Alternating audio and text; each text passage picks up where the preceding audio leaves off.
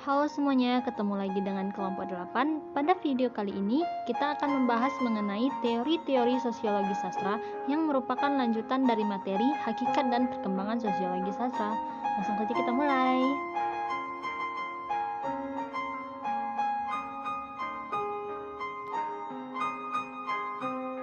Pada teori-teori sosiologi sastra, kita akan membahas 4 hal sebagai berikut.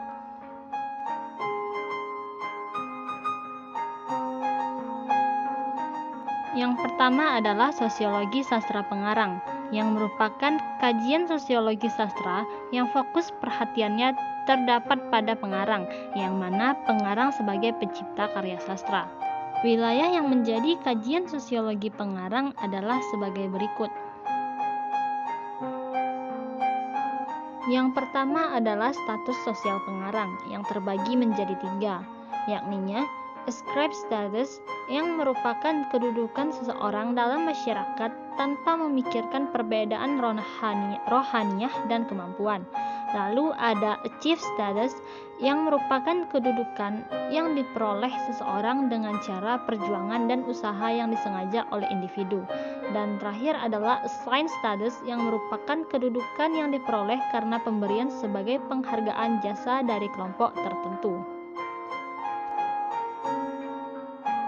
Yang kedua adalah ideologi sosial pengarang. Ideologi sosial yang dianut pengarang akan mempengaruhi bagaimana ia memahami dan mengevaluasi masyarakat sosial yang ada di sekitarnya. Yang ketiga adalah latar belakang sosial budaya. Maksudnya adalah masyarakat dan kondisi sosial budaya dari mana pengarang dilahirkan, tinggal dan berkarya. Latar belakang itu dapat secara langsung maupun tidak memiliki hubungan dengan karya sastra yang dihasilkan. Yang keempat adalah posisi sosial sastrawan dalam masyarakat. Maksudnya adalah berkaitan dengan kedudukan dan peran sosial seseorang sastrawan dalam masyarakat. Yang kelima adalah masyarakat pembaca yang dituju. Dalam menulis karya sastra, seorang sastrawan tidak dapat mengabaikan masyarakat pembaca yang dituju. Agar karyanya dapat diterima masyarakat, sastrawan harus mampu mempertimbangkan isi dan bahasa yang digunakannya. Yang terakhir adalah mata pencaharian pengarang dan profesionalisme pengarang. Tidak semua sastrawan bermata pencaharian dari aktivitas menulis. Watt mengemukakan bagaimana seorang pengarang mendapatkan mata pencahariannya. Apakah dia mendapatkan dari pengayom atau patron, atau dari masyarakat secara langsung, atau dari kerja rangkap.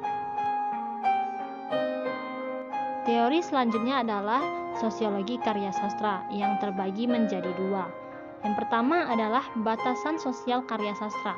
Fokus perhatian sosiologi karya sastra adalah pada isi karya sastra, tujuan serta hal-hal lain yang tersirat dalam karya sastra itu sendiri, dan yang berkaitan dengan masalah sosial. Yang kedua adalah wilayah kajian sosiologi karya sastra, yaitu isi karya sastra, tujuan, serta hal-hal lain yang tersirat dalam karya sastra yang berkaitan dengan masalah sosial. Selanjutnya adalah sosiologi pembaca. Sosiologi pembaca merupakan salah satu model kajian sosiologi yang memfokuskan perhatian kepada hubungan antara karya sastra dengan pembaca. Hal yang menjadi wilayah kajiannya adalah permasalahan pembaca dan dampak sosial karya sastra, serta sejauh mana karya sastra ditentukan atau tergantung dari latar sosial, perubahan, dan perkembangan sosial. Tokoh-tokoh sosiologi sastra diantaranya sebagai berikut. Yang pertama yang membahas sastra dan Marxisme, yaitu Karl Marx, Frederick Engels, Georgy Plekhanov, dan George Lucas. Yang kedua adalah Antonio Gramsci yang membahas mengenai konsep hegemoni, dan yang terakhir adalah Robert Escarpit yang membahas mengenai fragmentasi sosial. Sekian dari kelompok 8, terima kasih telah menonton.